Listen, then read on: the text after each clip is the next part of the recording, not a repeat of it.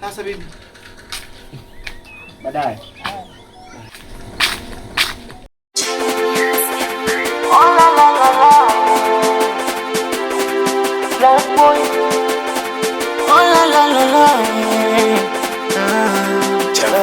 Alfajiri kifika kawaida unaenda mishemishe Usangarai upate riziki halali mkono ende kinywani watoto ende shuleni maisha ende mbele. So kama Mungu akoni alakusikia mbona changamoto nazopitia yupo nawe uwe na muda bado riziki mafungu 7 kwako lipo na litafikia kuwa na imani utapata wote wasokupenda watakuheshimu pia.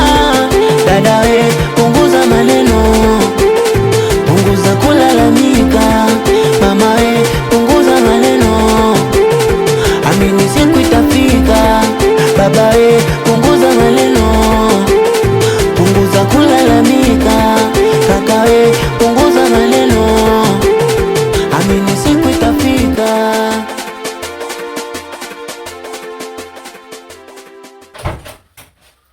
Ndio bosi.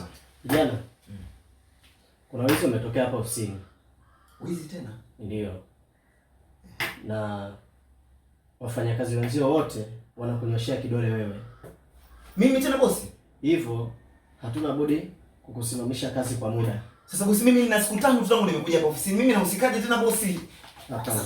Sasa bosi, mimi unaniachisha kazi bosi. Mimi nategemea mimi na familia bosi wangu. Umefukuzwa kazi, nyumba inadaiwa kodi, wewe utalipa nini? Unaugua maradhi, miaka mingi uponi na ndugu wakuthamini. Umepoteza wazazi, umeacha familia, wewe utalisha nini? Unateswa na simanzi, muda wote machozi, wewe atakwisha lini?